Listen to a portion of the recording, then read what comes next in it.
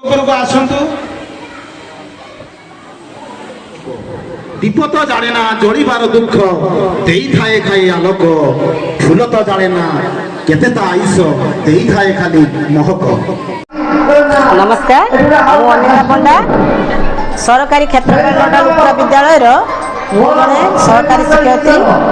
ଆମ ବିଦ୍ୟାଳୟରେ ଆଜି ବାର୍ଷିକ ଉତ୍ସବ ପାଳନ କରାଯାଉଛି। ଯେଉଁ ବାର୍ଷିକ ଉତ୍ସବରେ ସଭାପତିତ୍ୱ କରୁଛନ୍ତି ଆମ ବିଦ୍ୟାଳୟର ପ୍ରଧାନ ଶିକ୍ଷକ ଆନନ୍ଦ କୁମାର ଗିରି ସାର୍ ଏବଂ ଏଥିରେ ମୁଖ୍ୟ ଅତିଥି ସମ୍ମାନିତ ଅତିଥି ଥିଲେ ବହୁତ ସାରା ଗେଷ୍ଟ ଆସିଥିଲେ, ଯେଉଁଥିରେ କି ମଞ୍ଜୁ ଦିଦି ଏବିଓ ମ୍ୟାଡ଼ାମ୍ ଥିଲେ, ଆଉ Biswanath sir, Ajit sir, Anirudh Das sir, ଆମ କରୁଣାକର ସାର୍, ତା ସହିତ ଆମ ବିଦ୍ୟାଳୟର ଏସ୍ଏମ୍ସିର ପ୍ରେସିଡେଣ୍ଟ ଥିଲେ ସଞ୍ଜୟ ସାର୍।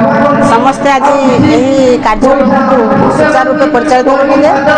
ତା ସହିତ ଏହି ବିଦ୍ୟାଳୟର ବାର୍ଷିକ କ୍ରୀଡ଼ା ଉତ୍ସବ ଯେଉଁ ପାଳନ କରାଯାଇଥିଲା, ସେହି କ୍ରୀଡ଼ା ଉତ୍ସବରେ ଯେଉଁ ପିଲାମାନେ ପ୍ରଥମ ଦ୍ୱିତୀୟ ତୃତୀୟ ହୋଇଥିଲେ ସେମାନଙ୍କର ପ୍ରାଇଜ୍ର ବ୍ୟବସ୍ଥା କରାଯାଇଥିଲା। ସେ ପ୍ରାଇଜ୍ ଡିଷ୍ଟ୍ରିବ୍ୟୁସନ୍ ଆଜି ବିଦ୍ୟାଳୟରେ କରାଯାଇଥିଲା। ତା ସହିତ ଗାଁର ଏସ୍ଏମ୍ସି ମେମ୍ବର ସହିତ ଗାଁର ଗ୍ରାମବାସୀ କିଛି ବି ଯୋଗ ଦେଇଥିଲେ।